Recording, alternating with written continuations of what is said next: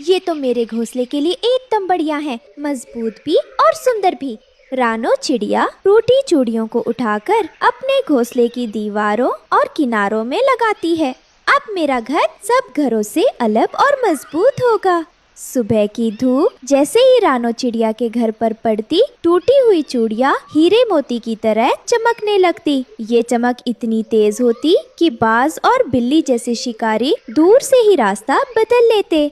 दोस्तों, ये रहे हमारी आज की वीडियो के प्यारे सब्सक्राइबर्स और फॉलोअर्स के नाम। मानवी, शैलेश कुमार, नौशीन, पियांशी, खुशबू, नदीम। और जो नहीं चुने गए, चिंता मत करो, अगली बार तुम भी बन सकते हो जंगल के सुपरस्टार। दोस्तों, अगर आप भी चाहते हैं मैं आपका नाम अपनी कहानी में लूं, तो देर किस बात की, जल्दी से कमेंट करके अपना नाम हमें भेजें। रानो की पड़ोसन गोरी कौवी ये सब देखकर बोलती है, अरे रानो, तेरे घर पर ये कैसी रोशनी फैल रही है? लगता है जैसे पेड़ पर कोई महल टिका हो। तेरे अंडे तो इन चमचमाती दीवारों के बीच राजकुमारों जैसे पलेंगे।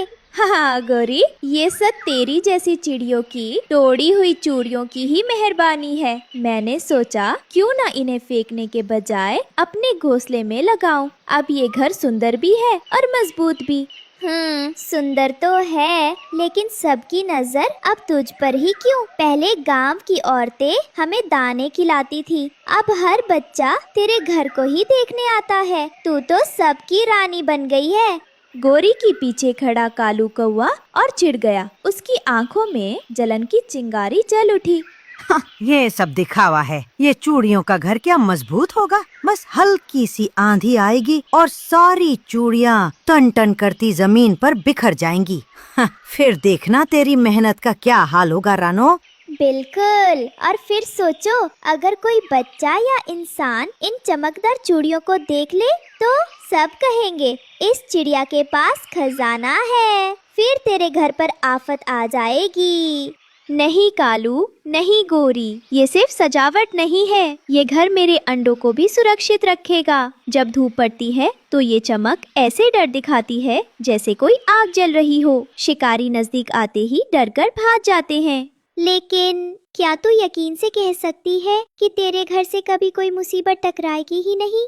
मैंने ये घर मेहनत और दिमाग से बनाया है, और मेहनत से बना घर हमेशा मुसीबत से लड़ने की ताकत रखता है। रानो अपने अंडों को आराम से से रही थी। पंछी हो या इंसान, आते जाते सब उस घर की तारीफ करते। रानो की तारीफ सुनकर गोरी कौवी और कालू कौवा दोनों के दिल में जलन और भी बढ़ने लगी।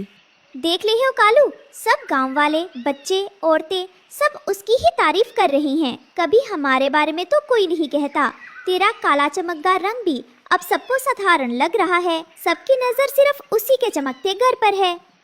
मुझे तो लग रहा है जैसे पूरा पेड़ उसी का हो गया हो। हम कहाँ जाएं? हमें तो कोई दाना भी नहीं डालता। अब सब कहते हैं रानो कितनी होशियार है। क्या हम बेवकूफ हैं? क्या हमने कभी घर नहीं बनाया? सुन कालू, क्यों ना हम उसे थोड़ा सबक सिखाएं। अगर इंसानों को पता चले कि उसके घर में खजाना छुपा है तो सब सीधा उस पर टूट पड़ेंगे। अरे वाह, तेरी अकल तो आज सही जगह चली है। इंसान वैसे भी लालची होते हैं। अगर उन्हें यकीन हो जाए कि रानो के घर में कोई खजाना छुपा है तो वे पेड़ काट डालेंगे और रानो का घर चूर चूर कर देंगे। फिर देखना उसका क्या हाल होगा। अगले दिन कालू उड़कर खेत में बैठता है जहाँ शिकारी किसान आराम कर रहा था। सुनो ओ इंसान, तुम्हें एक गुप्त राज बताऊं, लेकिन ये बात किसी को मत कहना। अरे वाह, आज तो कौवे भी हमसे बातें करने लगे। चलो बताओ भाई, क्या राज है? वैसे भी आराम का वक्त है। वो जो बड़ा पेड़ है ना, उसके ऊपर रानो चिड़िया ने चूड़ियों से घर बनाया है। तुम सोचते हो वो बस टूटे टुकड़े हैं? नहीं, वो सब खजाना है। सोना, चांदी, हीरे, मोती सब उसके घर की दीवारों में छुपे हैं। अरे सचमुच? मैंने भी देखा है कि जैसे ही धूप पड़ती है घर चमकने लगता है। मुझे लगा बस चूड़ियों का खेल है, लेकिन तू तो कह रहा है जादुई खजाना छुपा है। हाँ, और अगर जल्दी ना किया तो रानो ये खजाना कहीं और ले जाएगी।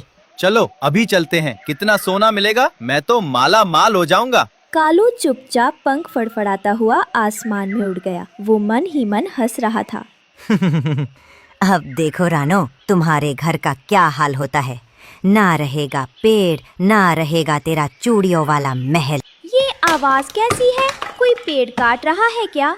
रानो घोंसले से धीरे धीरे वो अपने घर से बाहर निकली। रानो ऊपर से झांककर नीचे देखती है।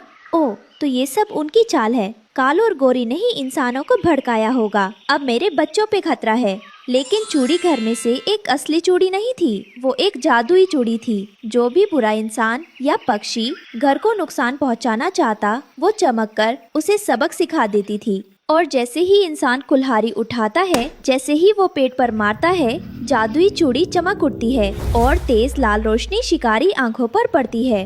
अरे मेरी आंखें जल रही है। मेरी आंखें जल रही है, मैं कुछ देख नहीं पा रहा।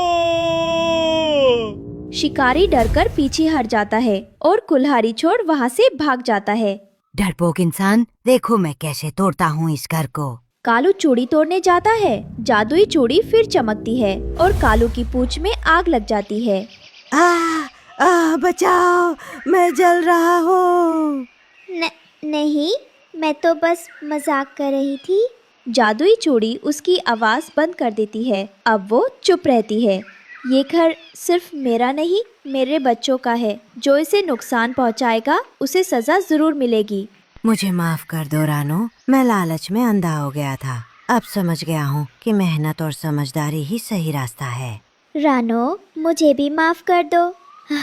मैंने तुम्हारी तारीफों पर ईर्ष्या की और इंसानों के साथ मिलकर तुम्हारे घर को खतरे में डाला। अब मैं वादा करती हूँ, मैं कभी दूसरों के मेहनत पे आंख नहीं उठाऊंगी। ठीक है, मैं तुम्हें माफ कर देती हूँ, लेकिन याद रखना, लालच और ईर्ष्या से कभी कुछ अच्छा नहीं होता। अगले दिन गांव की औरतें भी पेड़ के नीचे आती है। देखो, ये चिड़िया तो हमारी टूटी चूड़ियों से इतना सुंदर घर बना लेती है। हमें इसे और चूड़ियाँ देनी चाहिए। धीरे धीरे पूरा गांव रानो के घोंसले को चूड़ियों वाला घर कहने लगा। रानो सुरक्षित रही, उसके अंडे बच्चे बने। जादुई चूड़ी भी अब सिर्फ अच्छे कामों में चमकती थी। बच्चों, याद रखना, लालच हमेशा हारता है और मेहनत ईमानदारी ही जीत दिलाती है।